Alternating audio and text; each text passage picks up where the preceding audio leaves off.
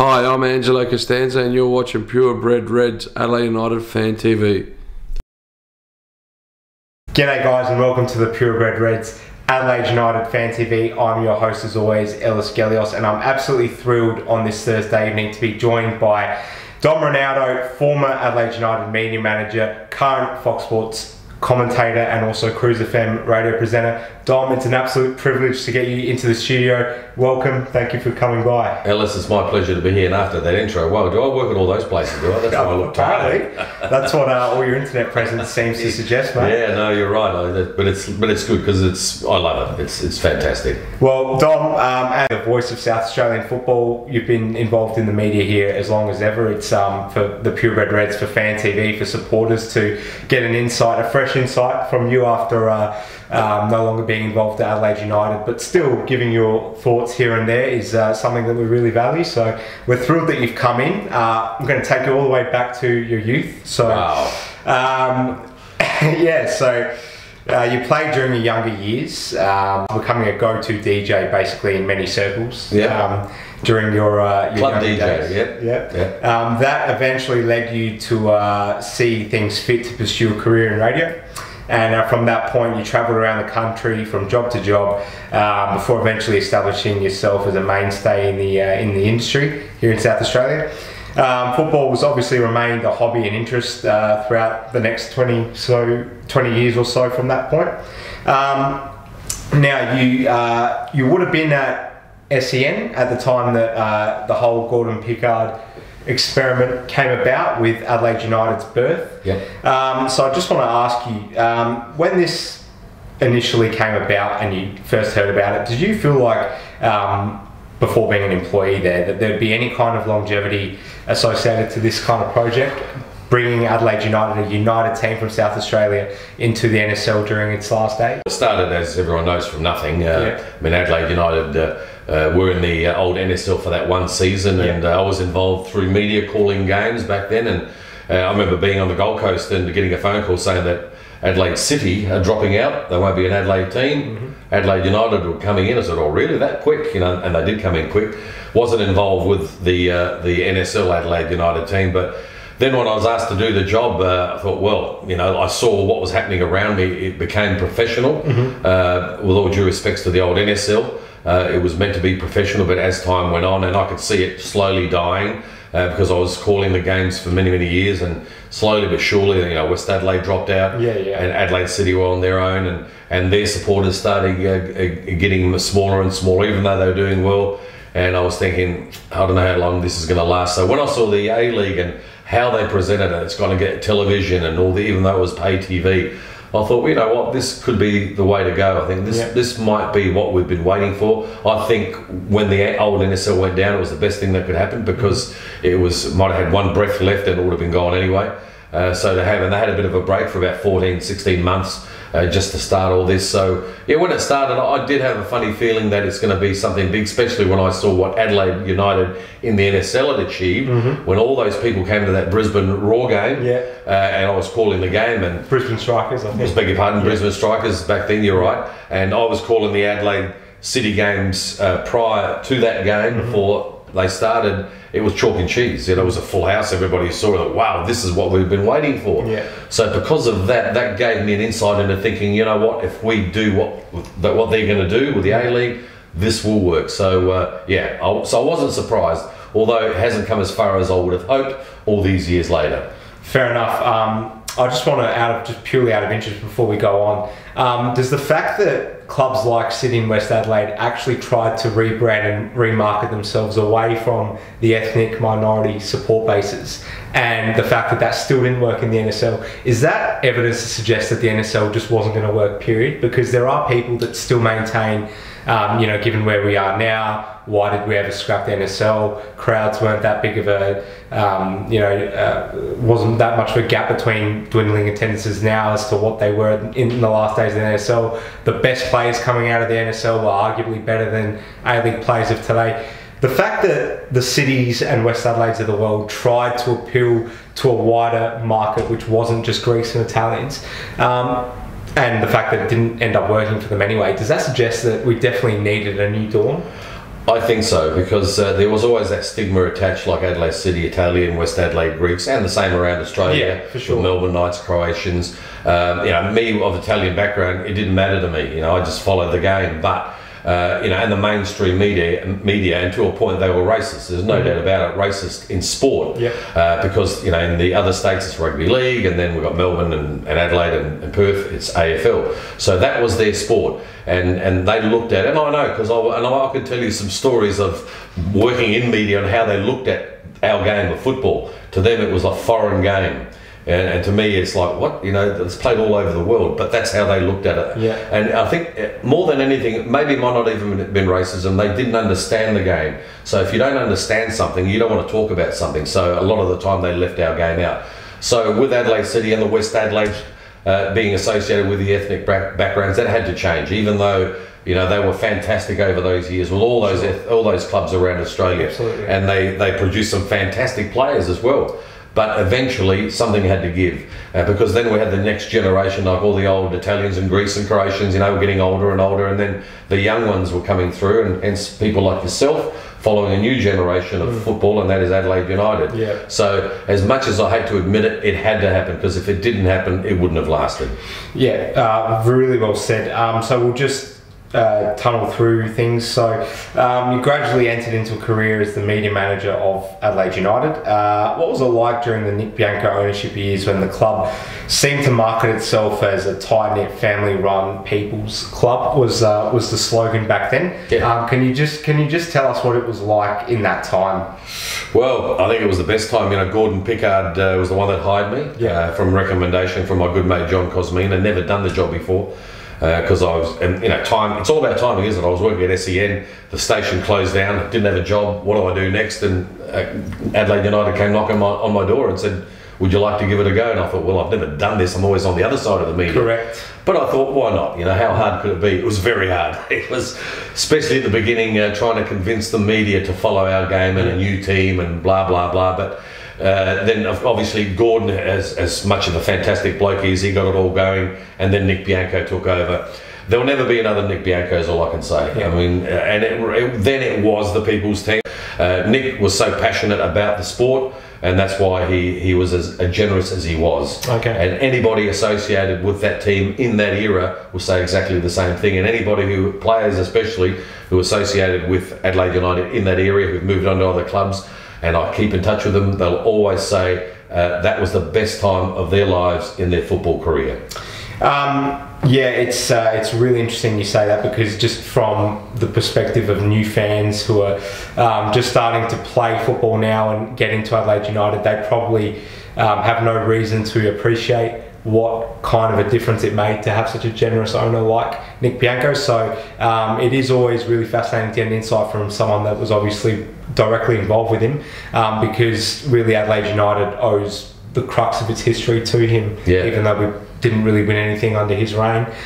You'd say that it was culturally at its highest point, the club, during Nick Bianco's ownership years. So we are going to focus a little bit on your time in that era. Just want to move you on to the next question. It's a bit of a trivial one in many ways, but you're obviously working behind the scenes during the whole Romario experiment. Now, I want to take you back to a moment that I'll never forget. It was obviously before the days of live streaming, before the days of being able to access content related to the A-League through your fingertips. If you didn't have Foxtel in the earliest days, you had your voice, which was me. I was kicking the ball around outside in my garden, and it was Romario's first game for the club. So it was away to Central Coast Mariners. You were doing the call on Fresh, and I'm pretty sure it would have been Abby Kitt with you. You were over at Gosford doing the call with Fresh, and I just remember how excited you were, because there was Brazilian media, I believe, that were camped around you prior to kickoff. Obviously, the lesser story of the day was the Nathan Burns hat-trick from that game, because he was just coming on the scene. But I remember how excellently you called that game, and it just... through your commentary, I just got such an appreciation for how immensely massive this kind of thing was for Adelaide United, even though clearly he was past it, and probably you, more than others, would have been able to tell that pretty early on in the piece. But nonetheless, it must have been fit. I mean, the question I'm getting at is, having been around South Australian football circles for such a long period of time, was this the moment where you started to realise, you know, there's legs here? Like, you know, if we're able to bring someone that's a World Cup winner, someone globally idolised, a star player of his time, to a city like Adelaide, to such a new club, we must be able to kick some real goals. Yeah. With this club, you know, how did it all feel to you in that period of time? Yeah, it was pretty surreal because Romario, everyone knows him around the world, and I was getting calls from around the world when he came to Adelaide, and it was incredible. Was it an experiment? Was it a successful one? Maybe not so much on the field, but off the field, which people didn't realise, it was massive because Adelaide United's brand was everywhere, and I was the first to know it because I was the one getting bombarded with phone calls. Everybody wanted to talk to him because in Brazil or wherever he played, it's hard to get close to him. Here in Adelaide, he can go to the Glenelg Beach, which he did a lot, and just sort of lay in the sun, kick the ball around. You know, it was fantastic for him. But on the field, you know, like he was at 40 years of age, what could you expect? But I still remember even this big organisation in Europe. I can't remember the name of it, but anyway, Ronaldinho was having his birthday, and they were interviewing Ronaldinho. This is Brazilian media calling me. And they said, is it possible for us to get you to film Romario wishing him a happy birthday? Right. And I thought, wow, really? Ronaldinho, and that's when he was at his peak, by the way. He hadn't retired yet, he was still playing, he was a legend. For sure, yeah. So I spoke to Romario, who always pretended he couldn't speak English, but his English was fine, trust me. Is that so? Because mind you, he's a politician now, so I would have thought he'd have to know a bit of English. He spoke English, he just in the media, he didn't speak English, but with me or anyone he wanted to talk to, he was fine with his English. So I asked him the question, I said, do you mind if they interview you, they just want you to say happy birthday or blah, and they say he was happy to do it, so I asked a Channel 10 camera person, can you film it so we can send it? So they said, yep, no worries. And this organisation said, oh, how much do you want? I said, no, we'll do it for nothing, no problem, we'll just send it to you, which I did. And then when he got it, he said, oh, thank you very much for doing this, you know, it's fantastic, Ronaldinho will love this, you sure we can't pay us? You know what, how about sending me a signed shirt from, he was playing for Barcelona, from Ronaldinho. He said, yeah, we'll do that. I said, okay. I didn't think I'd ever see it. Well, lo and behold, 4 weeks later, big parcel, there was a shirt signed by Ronaldinho. Are you serious? There was pillows of Barcelona and this and that. My kids loved it. I've still got the shirt at home, by the way. So they did come good. But yeah, the Romario experiment from the Adelaide United point of view was massive off the field. But that was just one of many examples of people that wanted to interview him. He didn't say yes to everybody, by the way. And a lot of the times he just didn't like the media. Because as you can imagine, Romario, a big name, he just gets bombarded wherever he goes. But even when we mentioned the Central Coast Mariners, they had the biggest crowd they'd ever had. Because Romario was playing for Adelaide United, not for the Mariners, but Adelaide United. They just wanted to see him, so he still had that draw card, even though he was just about past it. But it was a great memory, and he was a nice bloke. But as far as on the field, it's not like he gave us a lot. I don't think we won too many, did we? I reckon we might have won one game, I reckon. Yeah, the Newcastle one where he scored. Just, yeah. We're not taking it off you though. Still debated. Spagnola, I think will claim that, but you got a little toenail on the end of that. Fantastic stuff, amazing stories.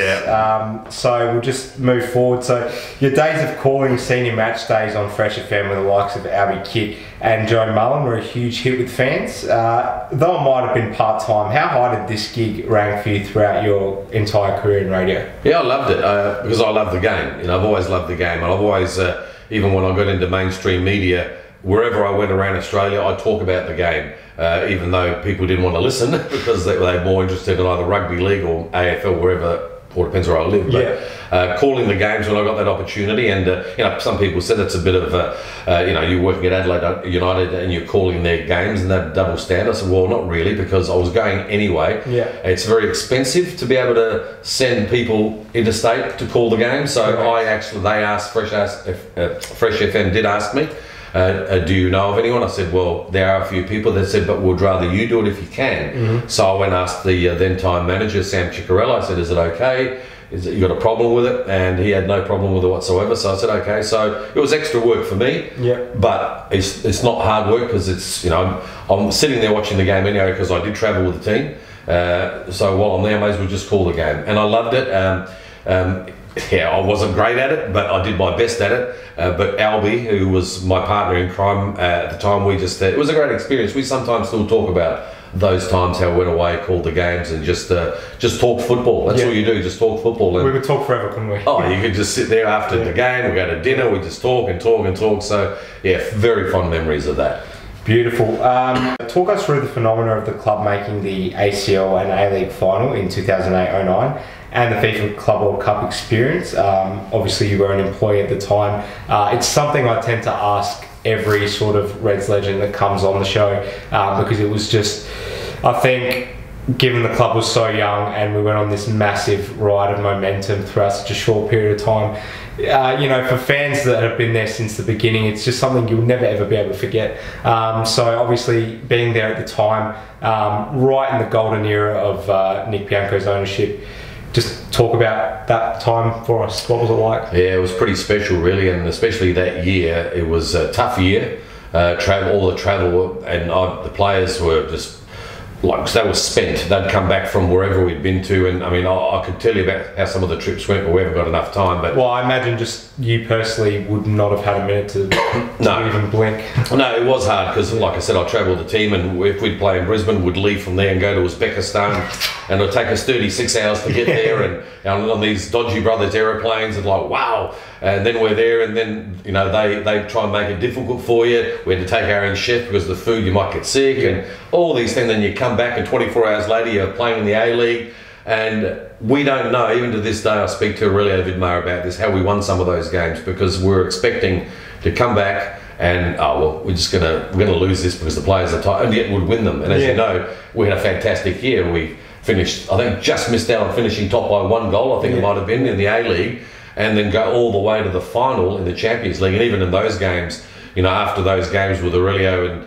and Travis and whatever, we think, how did we win that? You know, how did we draw that? What's going on? It's like we had to pinch ourselves to think, you know, these teams, you got to remember, they got multi-million-dollar players and budgets. You know, we're just a little team from Adelaide, and God bless Nick, because he made it as easy as possible for us, because he did spend that extra money to make sure we stayed in better hotels and whatever. Was it a business class flight to Tashkent that he paid for? No, it wasn't Tashkent, because Tashkent was the Dodgy Brothers airline. It wasn't. We went to 2 different countries to get to Tashkent. I think we went to might have been Japan. Was it Japan? No, Korea. And then we went to New Delhi in India. Wow. Jeez. Go figure. The map and how we went the long way around. But you look back now, at the time, it was so tiring. You know, we got there like 2 in the morning or something, and there was nobody at customs, so we had to wait for someone to come there to let us through. Famous story. This oh man, it was, just talking about it brings back those memories.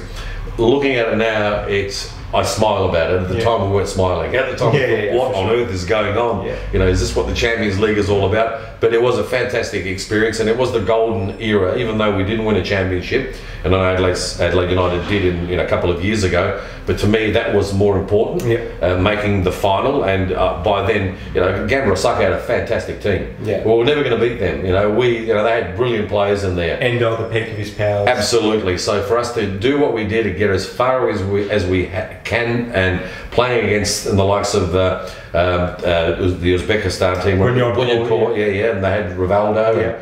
And that was going to be my next question. Rinaldo, and we got to meet him and their coach, the Brazilian Zico. We got to have a chat to him at the hotel over there. It was just, and they had their own plane when they came here, and private jet, and they had suitcases full of cash and all that sort of stuff. You would have heard those stories, all true. And yet there's little old Adelaide, a little place on Australia, to compete with that. You take it for granted, but that's a pretty good achievement. Salary cap team as well. Absolutely, And the FFA back then didn't give you a grace period to have a week day off. We had to play. They would not change the games, which I thought was ridiculous. We all did at the time, but you had to be politically correct as you do, because you had to say the right words. But we were fuming that we couldn't have an extra day to rest. Absolutely, So just on Rinaldo, obviously the first leg they come here, we win 3-0. It's just, everyone leaves so ecstatic. It's will live long in the memories of everyone. But as soon as that game, in the aftermath of that game, Rivaldo did come out to the Uzbekistani media and said, well, we're going to pump Adelaide United 4-0. Started putting on all the classic mind game tactics. Now, there's some footage that I'll just never forget. It'll always be just etched in the back of my mind. You guys all got back from Uzbekistan to the Adelaide airport to absolute raptures. Yeah, it was bedlam.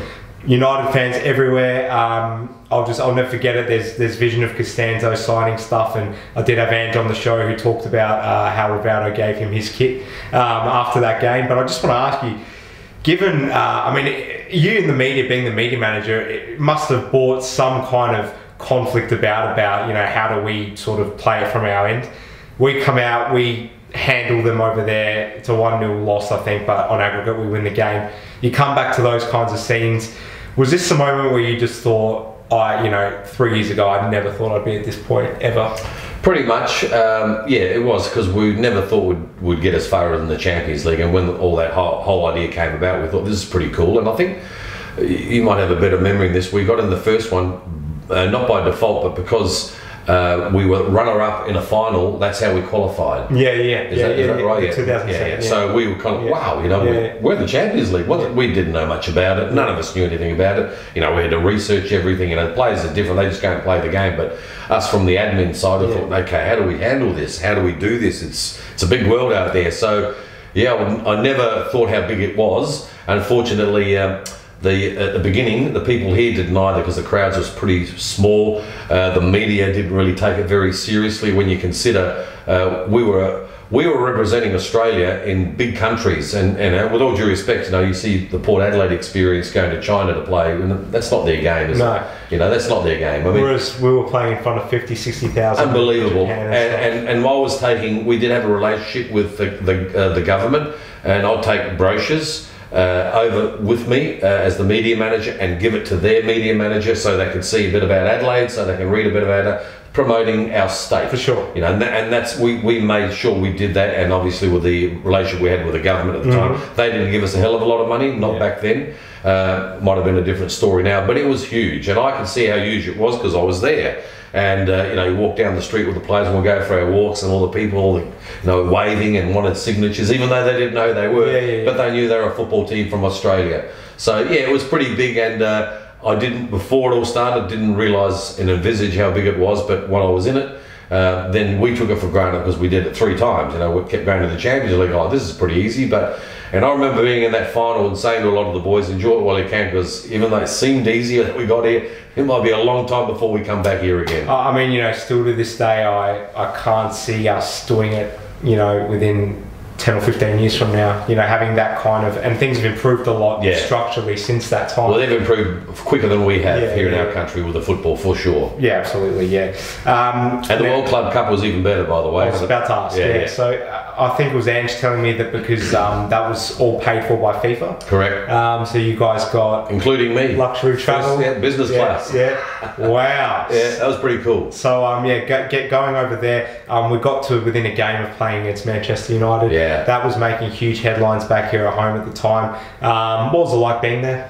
It was fantastic, because it was an eye-opener, because like you say, Manchester United were there, and I still remember going to a press day, and the game that they played after us, we were the curtain raiser, and Aurelio and I went to the press conference because I had to go as the media manager. We'd finished the press conference, we came out ready to go back to the change room, and we had to stop because the 2 teams were about to go out, so we had to, from here to there, and there was like Cristiano Ronaldo was playing for their team, and even Aurelio Vidmar, as much as he's done, he was a little, I'm sure he might not admit it, but I think he was a bit overawed by this. Wow, there's Cristiano, oh, there's him, all these superstars. Even he was starstruck. Absolutely, right there in front of us, and we thought, wow, we were this far away from playing that team, and we did pretty well in that Club World Cup, but it was a fantastic experience because, like you said, FIFA paid for everything. A fantastic hotel in the middle of Tokyo.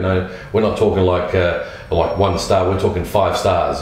So we were treated like professional superstar royalty. Absolutely, we were. Everything was laid out for us. They really sort of looked after us because, well, we're in the World Club Cup. So this was a really big deal, and the beautiful stadiums that they had there. So the whole experience for everybody was fantastic. If we would have played Manchester United, that would have been the cream on the cake, but we just missed out. You know, even though we did miss out on playing such a massive team with, you know, global stardom, people probably don't appreciate the fact that we beat one of the biggest teams in the African continent. Yeah, absolutely. And if people don't recall, Cristiano scored the goal of the tournament. What did that do for us in regards to press headlines in the press across the globe? Oh, absolutely. It was huge because, you know, again, we're just a little team in Australia, and to beat a team like that, you know, that was a real big deal. Yeah. It was a bigger deal everywhere else except here. Exactly right. As normal. Yeah. And again, we just, you know, and I am in the media, and it frustrates the heebie-jeebies out of me where, you know, they don't see what I see, but, you know, they're looking at it from a different angle, you know, because they've got their vested interests, obviously. And I follow the AFL. I grew up following AFL. I'm a big North Adelaide supporter. But unfortunately, from that point of view, it's the AFL media, and the AFL are a big organisation. Let's face it, they've got a lot more money than the A-League has, which speaks volumes. Yeah. Money talks. Yeah. You know, it just frustrates me how they couldn't see how big all of that was. It was just, to them, it was just a victory beating some foreign team. That's all it was to them. But in their country, it would have rocked their world. Who beat us? Sure. You know, so, and even against Gamba or Osaka, you know, this is the best game I thought we'd played against. You know, we struggled against the Kiwi team. We just got through there. AAMI United. Yeah, we should have beaten Gamba though, which, given we got absolutely spanked a few weeks ago. Have you had Travis here? Because I think he missed a sitter, if I remember correctly. You get that was about that. Was that against, because he did against Kashmir as well? Please bring that up if you ever speak to Travis, and I'll organise you to speak to Travis. Well, I'm trying to get on the phone. Bring the misses, or not the girls, the misses and how many he's missed. We'll tell you about how many he's scored, we'll tell him how many he's missed. Oh, that's brilliant, that's brilliant. Lovely little drive. Did Angelo tell you about the time where he snuck out to go to the hotel room to see Manchester United players in the lobby? And the coach wasn't very happy about that. Really? No. So that would have been pretty late, and they wanted to get an autograph and see if they could get Cristiano Ronaldo, but I think Aurelio found out and said, "Naughty boys." Jeez. But it was all in fun. They laugh about it now. Yeah. Wow. So we move along. 2 years later, the end of 2010, or the back end of 2010, the club was in an ownership crisis because there wasn't one.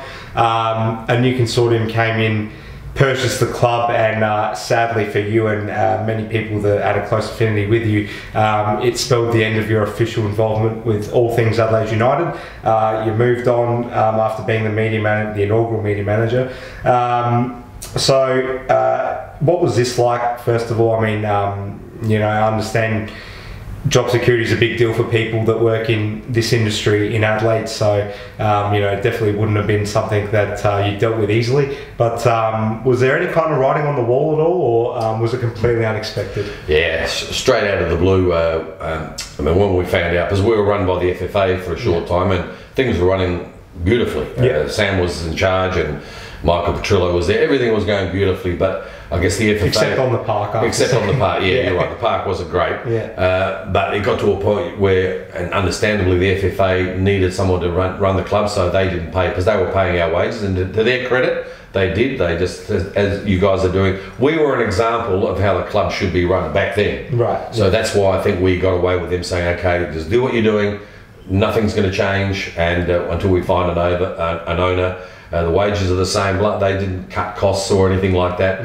So that was going nicely. And then obviously a new owner did come in. And was the writing on the wall? I was never sure. You just never ever know, because when new owners come in, they might bring their own people in, whatever. But it did come out of the blue in the end. I was just dragged into an office and just told that was the end of my reign there. And I thought, oh, okay. So yeah, it hit me pretty hard. I got a family, you know, and a mortgage, got bills, and all of a sudden I've got a job. So I think even the players were pretty distraught. Marcos Flores in particular, and I think he cried when he found out. So, you know, because I was pretty close with all of those guys. But that's the way it is, and that's business. I can understand the business side of it. They obviously wanted to.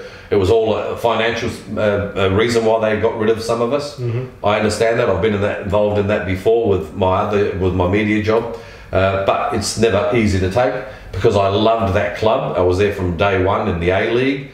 And I don't know how much longer I would have stayed there anyway, but you know, things happen for a reason, and that's what I thought was from that. Then I ended up getting work with Fox, doing calling, and from then into cruise on radio. So, you know, luckily I fell on my feet, and I am very lucky.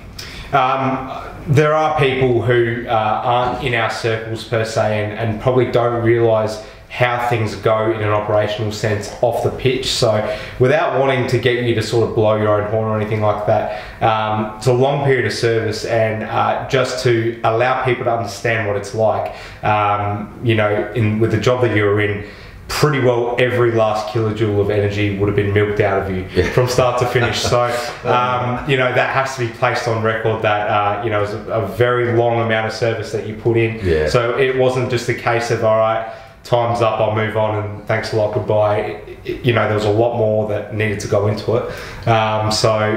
We need to place that on record that, you and your job then and people that have since come in and taken over in that job, it's not easy. It's a lot of overtime work, and like you were telling me off camera, having a weekend would have been a luxury. Well, there wasn't a weekend basically, especially when you consider it's Christmas time. We play over summer when everyone's at the beach, everyone goes away, blah blah. Well, I couldn't do much of that because I very rarely had any days off. I couldn't have any time off in summer when normally people do. Mine was in the middle of winter. So that's when I have my time off. So not complaining because I did enjoy it, but for the family it was difficult. I didn't see a lot of my kids growing up. 5.5 years of my life, that was my life, was the club, going away all the time.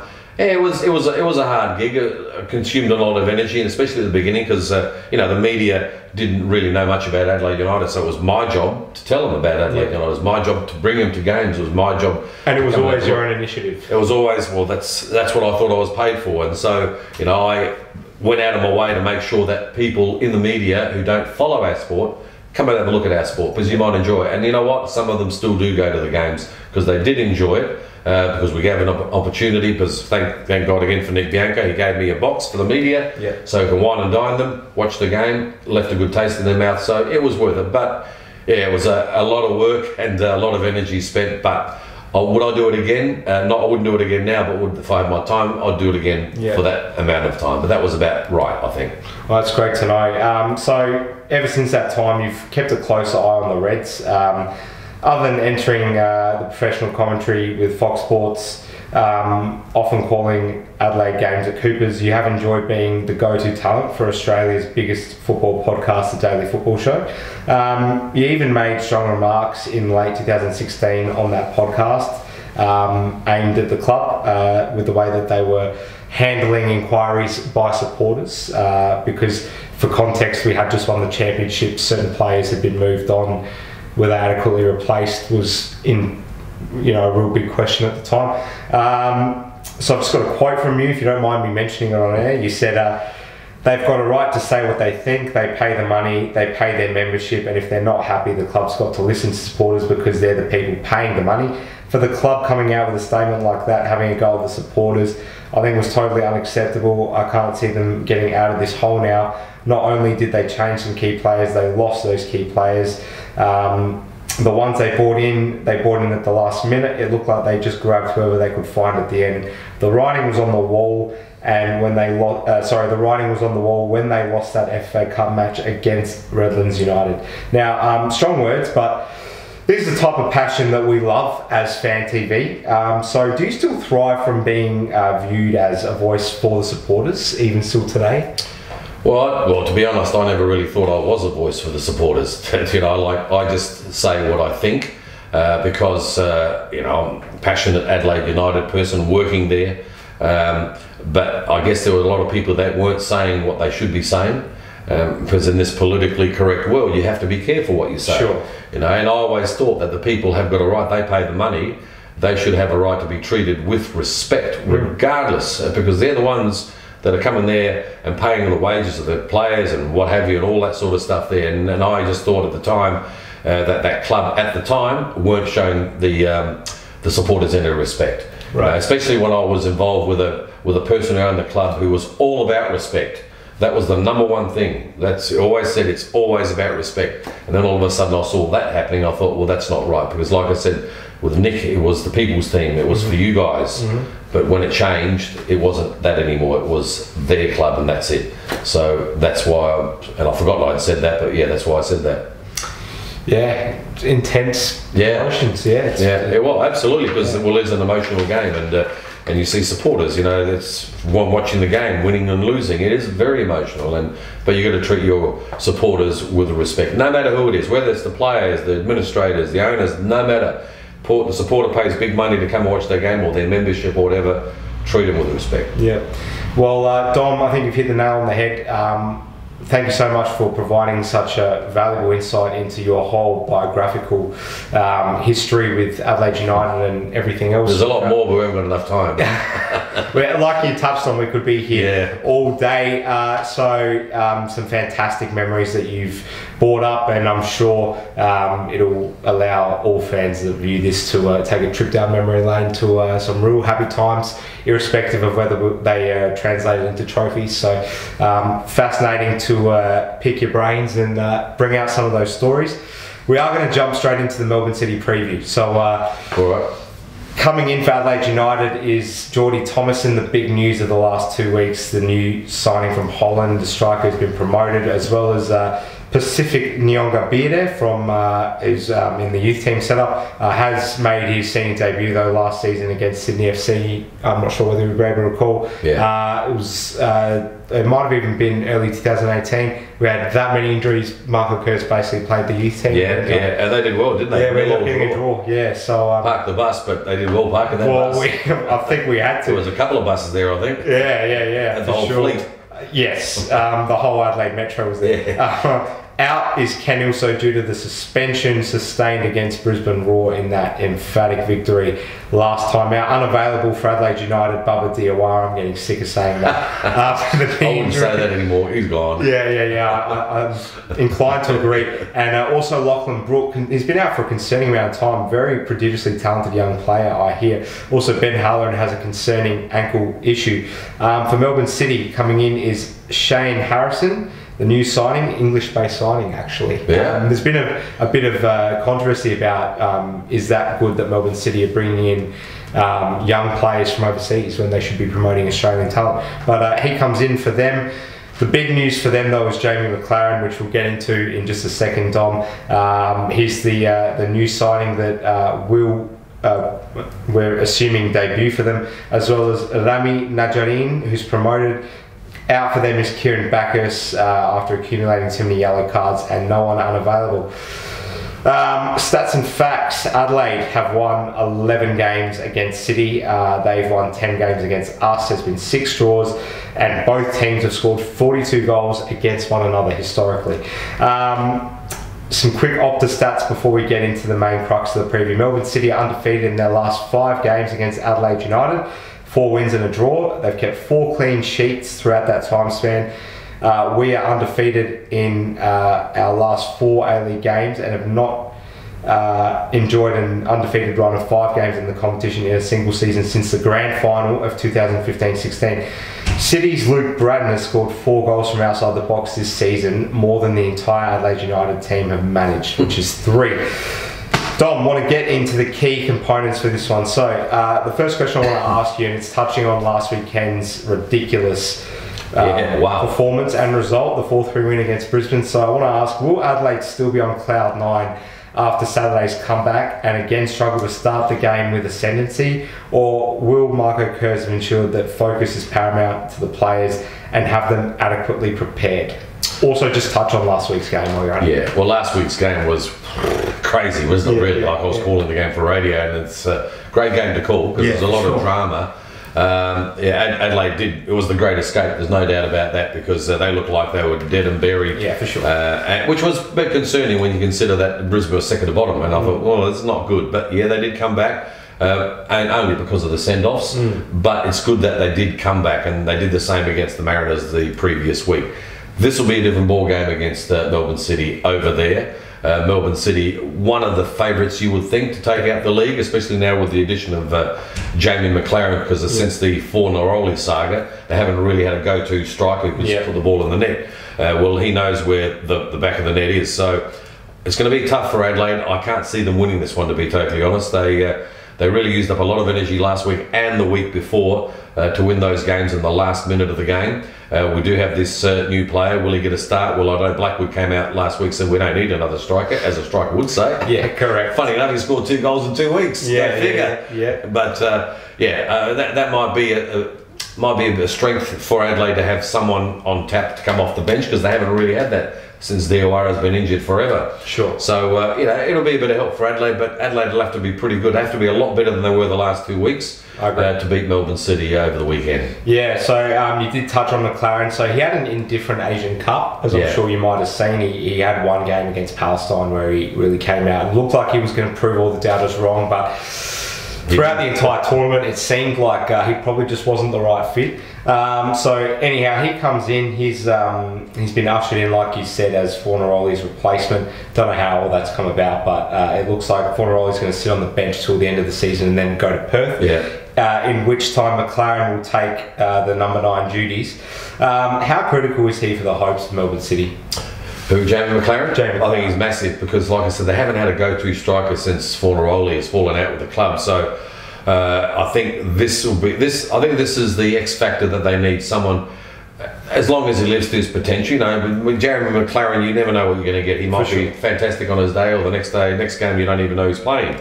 So, but I think he will be is a good get for Melbourne City. When you look at what's around him and the people who have to service him, absolutely. So, I think he's going to be. He could be the factor that could get Melbourne City over the line at the end of the season, is my prediction. Yeah, right. Is there immense pressure on Warren Joyce? Results haven't been diabolical, but there seems to be a lot of unhappiness coming from within the Melbourne City fan base regarding the playing style for Melbourne City and team selections. Your thoughts on that? Yeah, I'm looking from the outside, I don't know the guy personally, but they've had some good players, they've had some good teams, but he's Tim Cale out with a few players, hasn't he? Tim Cale, now Fornaroli, 2 big names. Neil Kenny as well. But you can look at it on the other side and say, well, he's not afraid to, is he? He's not afraid to tell the big names to pull your head in. If you don't want to be, you go. So you're going to give him that much credit. But I think they've underachieved, in my opinion, Melbourne City, with the players they've had over the last couple of seasons. I think they've had teams good enough to win the championship, but they haven't. So to me, this is a big test. I think if he doesn't win the championship this year, maybe it's time for him to move on and then to get another coach, because I do believe that they've been around long enough for them to clinch a championship with the players they've had in that club. And now with Jamie McLaren, who's come in now and, well, he wants a striker, he's got a striker. Now you've got to put your money where your mouth is. Let's see how they go. But yeah, I reckon if he doesn't win the championship, for me, win it, then maybe it's time to move on. I think the issue Warren Joyce might be experiencing is that he's often compared to the season where they had Navio and Aaron Moy and Bruno Fornaroli all playing to their strengths during the time that we won the title. I think there's a feeling that they've gone backwards since that time, at least in regards to the playing style. So I feel like if they don't go far in the finals this season, there's no justification for him to really stay at the club. Yeah, well, you mentioned that game when they had Moy and they played against Adelaide United. Really look at the team that they had there. They should have, really on paper, should have won it. They're going to win that game, but Adelaide wiped the floor with them, didn't they, at the end? Correct, so that's where I would say that they underachieve, yet they got big names on that starting lineup, but they just can't come through with the goods when it matters. Yeah, absolutely. So you also touched on this one, Thomason or Blackwood. One has been hyped, the other is in form. Is there bound to be a selection headache on the table for Marco Kurz in the next couple of weeks? Good problem to have, because he hasn't had to think too hard about who to... Well, he hasn't actually played Blackwood. Whoever's there, like Halloran or who was to play up front. Put your hand up. I think, Thomason, it's going to be a tough one. He's come in, he's come in from this freezing cold conditions. He hasn't been playing, so he should be fit. But it'll be interesting to see how it goes in the heat of Australia. On hard surfaces. Very hard surfaces, very hot. How is he going to last? But at least Kurz has now got an option. So in Blackwood, he's trying to make a statement, say, hang on, pick me, forget about him. He scored 2 goals in the last two weeks, so he has got a good case on his hands now. He has scored. But I think for Marco Kurz to have an option to bring off the bench, I think that's the perfect solution for him. Rightio. I just want to ask you, our key player versus their key player. Who are they for you? Well, ours is always his ace, isn't it? Yeah. I mean, do you ever see him have a bad game? He's had a few dodgy first half of halves, but that's all you could ever criticise him. Yeah, you're right. But most of the time, even those killer balls. But having said that, he gave a few away last week. But you forget those because he makes up with it with doing more better things than bad things. But he's always the linchpin. But if Adelaide have someone who can score goals, firstly, and keep their defence tight because they've been conceding a lot of goals. I mean, remember last week they conceded 3 goals, and that was in the first half. It was pretty dire. Yeah, it's not good. Okay, the second half they didn't concede, but really they wouldn't have said because of a numerical. They didn't have enough players. But when you're just thinking that in the last second of that game, they could have equalised Brisbane. Yeah. D'Agostino missed the sitter. So close. Yeah, it would have been. We could have a different conversation today. Yeah, for sure. But definitely that the defence can need to tighten up. Isaias do what he keeps doing, and someone up front to score for Melbourne City. Well, Jamie McLaren, I think, will make the difference now. They've had problems scoring enough goals to win some of those dodgy close games where they should have won. Especially at home. Absolutely, and he's the man. And not only that, even Eugene Galekovic, who's had a fantastic season. Hasn't he been ridiculous? Well, I can't believe he wasn't kept here. I still cannot believe he wasn't kept here. I don't think you're the only one. No, and he was the captain. With all respect to Paul Izzo, Paul's done very well, absolutely. But, maybe the captain must be jinxed. First it was Travis, then it was Eugene on your bike. But what happens to Isaias next? Eugene's been fantastic. So I think they're the keys. The Jamie McLaren, I think, is the X factor they've been looking for. Luke Bratton, you mentioned him. I like him. He's a very good player. Works hard, and on his night you can't stop him. And like you say, he scores goals from outside the box, like he did last weekend. But I still think Melbourne City will win this. Your final prediction then, scoreline and... you want to score then, do you? Yeah. Okay, well they all concede. I'll say 2-1 to Melbourne City. Who scores for us? Okay, give it to Miluznic again because he seems to pop up. He's a bit of an X factor as well. Yeah, he does. But he should be scoring more goals than he does. He puts the heebie-jeebies on the fullbacks because he can run. For sure. Yeah. Just before we wrap, Dom, obviously people will be aware of the fact that you are commentating for Fox Sports across the A-League and W-League, but in regards to what you're doing during the day from Monday to Friday, cruise, do you want to just let our viewers know how they can... have a free plug, can I, with the cruise? Absolutely. All right, well, if you have good taste in music, you like your classic hits, tune into Cruise, 1323 on the AM band. You can listen all day if you like, but specifically between 10 and 1 p.m, I'll be on air for 3 hours, and then of course weekends. And if you ever get a ratings book, I don't care who you listen to, just tick Cruise. That's fine by me. Adelaide's oldest radio station. Yeah, it is. Yeah, it used to be 5DN, which I started back there in the 80s. Yeah. So been there, done that, unfortunately. But it's a terrific radio station, and the music, well, for my generation, for the baby boomers, it just brings back wonderful memories. But having said that, you would like it too, because my kids, they grew up with it, with me playing it in the car, and they sing along to it. They love it, even though they listen to their other stuff. And it's a different theme sort of every day. Is that the idea? It's basically classic hits, just about it. It's you get your Beatles, your Rolling Stones, your 70s. The 70s, in my opinion, the best decade of music. I thought the 70s were great. For sure. 80s were pretty good dance music. The 90s it started to change to not very good, but that's just my opinion. And today, well, who knows?